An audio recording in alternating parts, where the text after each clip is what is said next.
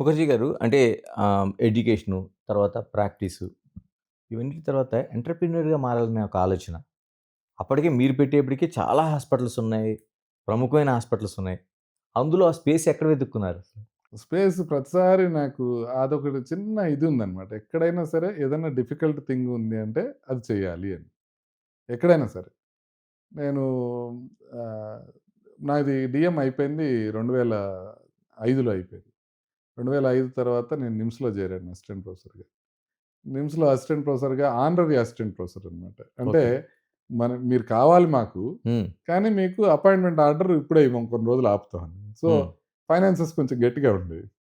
కొన్ని రోజులు చూసాను నేను. కొన్ని రోజులు చూసి ఇంక ఆర్డర్ వచ్చేటట్లేదు. సాలరీ రావట్లేదు. హ్మ్. సో, అక్కడ ఇంకా అసిస్టెంట్ ప్రొఫెసర్‌గా నేను ఇంకా చేయలేనని చెప్పి అక్కడి నుంచి యశోదాకి వెళ్ళిపోయాను. హ్మ్. సోమాజిగూడ యశోదాలో జాయిన్ అయ్యాను.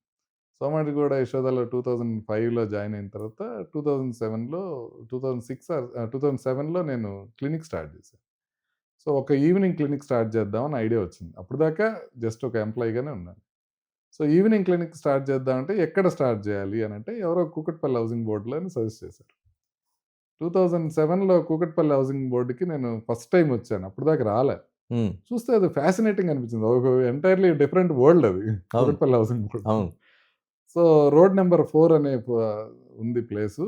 హ్మ్. ఆ రోడ్ నంబర్ 4లో ఒక చిన్న ఒక 100 మీటర్స్ నుంచి 200 మీటర్స్ ఉంటది ఆ road. Road number 4 remedy hospital పక్కన రోడ్. అవును.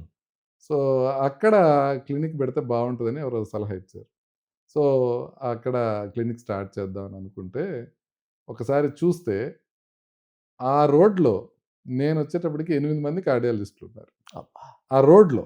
రోడ్‌లో. అంటే మొత్తం అవును. ఇమాజిన్ చేసుకోండి. అప్పటికి ఇంకా గుంటూరులో ఇద్దరు కార్డియాలజిస్టులున్నారు. వరంగల్‌లో ఒక కార్డియాలజిస్ట్ ఉన్నారు. కరీంనగర్‌లో అప్పటికి ఒక్కళ్ళే కార్డియాలజిస్ట్ ఉండేవాళ్ళు. హ్మ్. ఈ టైప్‌లో ఉన్న టైంలో ఒక రోడ్‌లో 8 మంది కార్డియాలజిస్టులున్నారు. హ్మ్. రెమెడీ హాస్పిటల్ రోడ్‌లో. సో, అక్కడ స్టార్ట్ చేద్దాం అనంటే అందరూ మళ్ళా కొంతమంది డిస్కరేజ్ చేసారు. 8 మంది ఉంటే నువ్వు తొమ్మిదోడివిగా అక్కడికెళ్ళి ఏం చేస్తావు నువ్వని. నేనన్నాను నాకదే ఇష్టం అని.